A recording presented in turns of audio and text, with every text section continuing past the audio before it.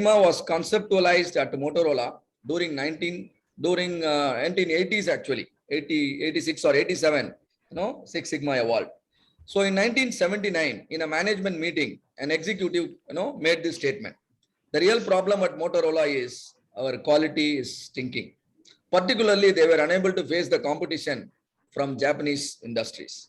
In fact, the Japanese, they learned from US and then they become a very tough competition to all the industries in US, right?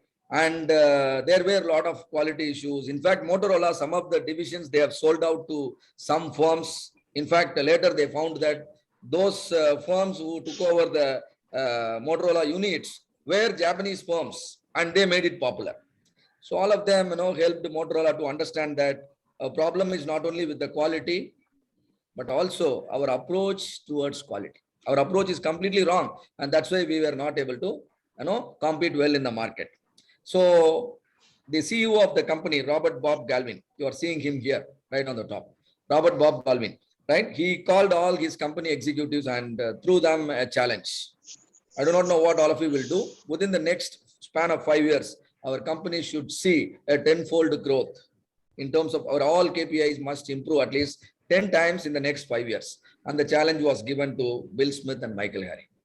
There is a reason. Bill Smith is an engineer by profession and Michael Harry is a statistician.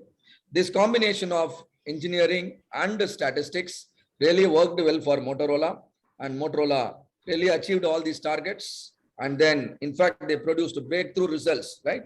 And all the other companies, later followed the roadmap created by Bill Smith and Michael Harry. And Bill Smith, in fact, that time he did a research, and then he published his research in an article. In that article, what he found is there is a correlation. There is a correlation between the extent of repair a product underwent during manufacturing and its field life.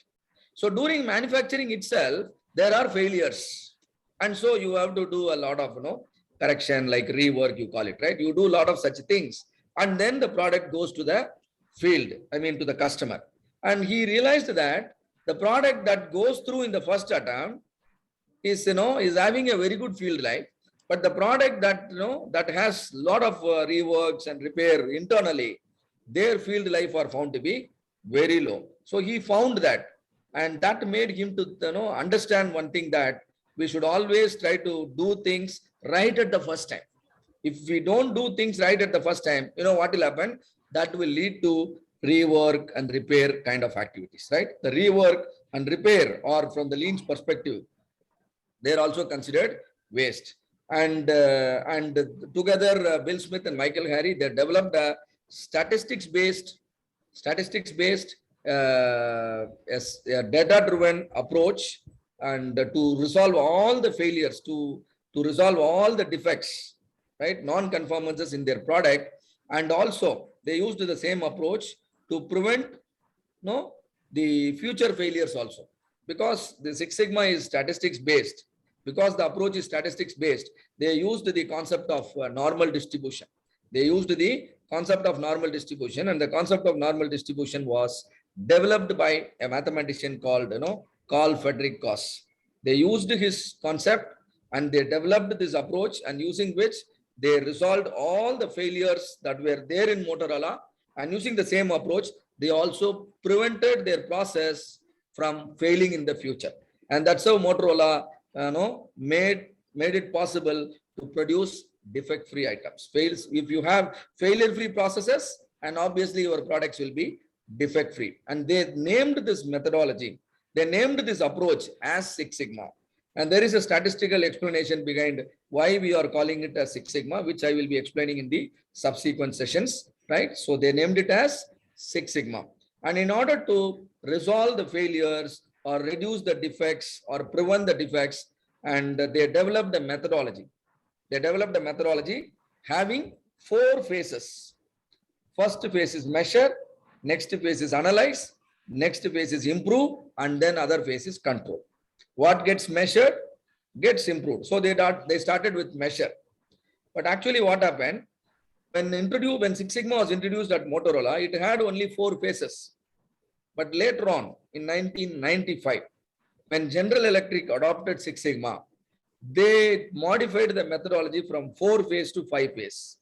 MAC was converted into DMAC because the General Electric team headed by Jack Welch, they understood that problem must be defined before measuring.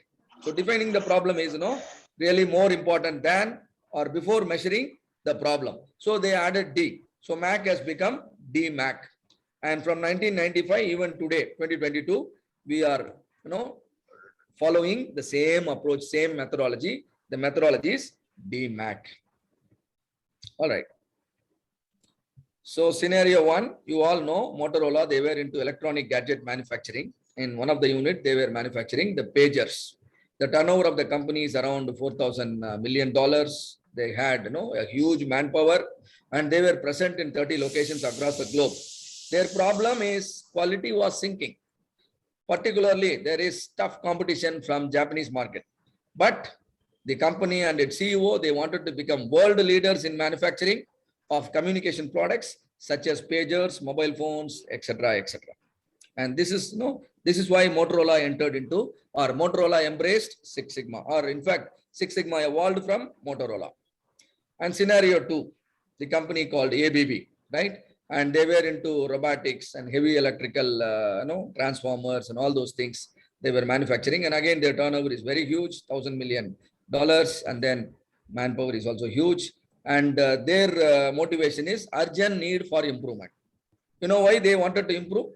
They know their performance is below average. It doesn't mean that they are operating at a bad level. No, they were operating at a very good level. But they knew that they are well below the world-class performers. They compared their performance, against some of the best players in the market. Right? They did benchmarking. They realized that their performances are, way below the best practices. So see here, they made this statement. Their defect levels are 60% higher than the competitors. You need to read it very correctly. It's not that the defect level is 60%. Their defect level is only 60% higher than the competitors. Always you have to perform better than your competitors. Then only your approach is will make you number one at some point of time. So they were comparing their performance against their competitors, and moreover, the competitors' profit is 10% more than ABB. If my competitor can achieve a higher profit, why not me? These are the questions that motivated ABB to adopt Six Sigma. Scenario number 3, General Electric.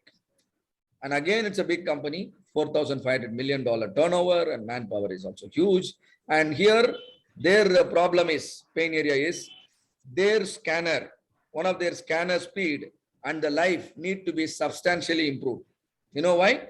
Their scanner speed, the scanner consumed 3 minutes to complete a scanning process. However, at the same time, there were other scanners from the competitors which could complete the scanning in just 10 to 30 seconds. Right? And also, due to the low bulb life, the bulb were failing internally. 25. There were 20 million bulbs failing annually before shipment.